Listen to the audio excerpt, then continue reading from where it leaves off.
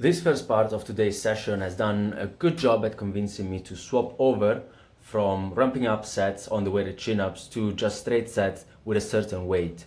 And the realization for that didn't really come with this first set, which was much like the first set from last week. I was able to get in 5 reps with an extra 24 kilos, but I kind of struggled at the last rep.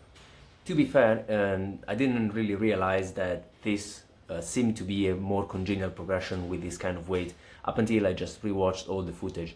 But from the second set already, I kind of managed to get up to another 5 repetitions with the same weight, which was one extra since last week's second set, and a good difference in the way that it felt, even compared to the first set that just passed by.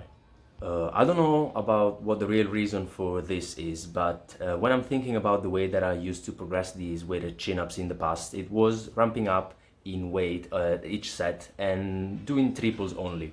And at some point when I kind of struggled for a while with getting extra weight on my top set, I started thinking about going for straight sets with descending basically repetitions as the sets progressed, because the intensity demand on the body was going to naturally make the repetitions go down.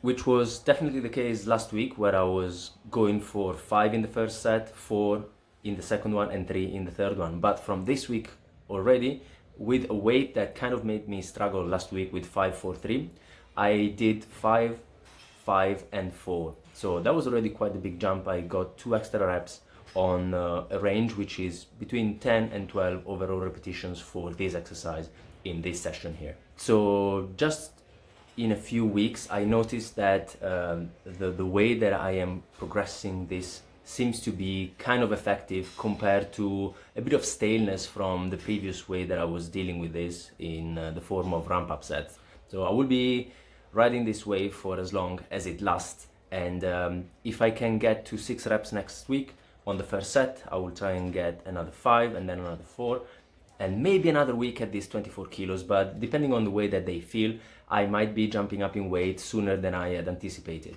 And this anticipation was merely the result of my previous experiences with the ramping up system, which kind of slowed down quite a bit in the end, and made me actually question the fact that whether I was actually building some strength and adaptations with this kind of movement. But seeing that I can actually get something done in a different scheme of progression, it's a really good thing, and much of the same reasoning that I just laid out right now concerning the chin-up can also be applied to the dumbbell overhead presses that I'm performing from a seated position with 16 kilos.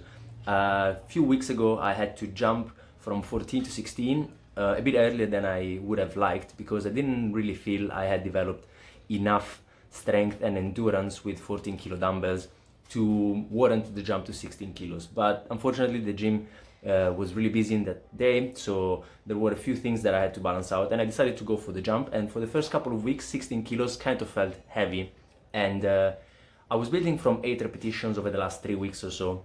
But this week I had 2 sets of 9 reps. The first set I was actually pushing for the 10th one, but in the middle of that repetition it started feeling like the demand on the rotator cuff to help out getting the weight up was probably going to be excessive, so I decided to play it safe and not go for a 10th grinder. But I was able to get 9 in the second set as well, and the 16 kilo dumbbells kind of feel a bit more manageable than they did a couple of weeks ago. So even if there isn't a very steep increase in the amount of repetitions that I can perform, it definitely feels much better. And this is not really quantifiable, but it is definitely something that I am able to tell just from a jump of a couple of weeks.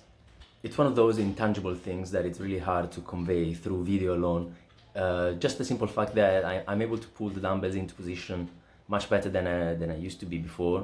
Probably wouldn't really transpire from the video passing along, but it is definitely something that I feel. So even in the small things, I guess that I'm making some good progress. When I'm looking at the assisted Nordic curls in here, I am not really seeing that great of a performance. And I'm starting to think that this has slightly less to do with the optimal degree of hip extension that I was thinking about, and a bit more with the compensation from the low back. Ciao.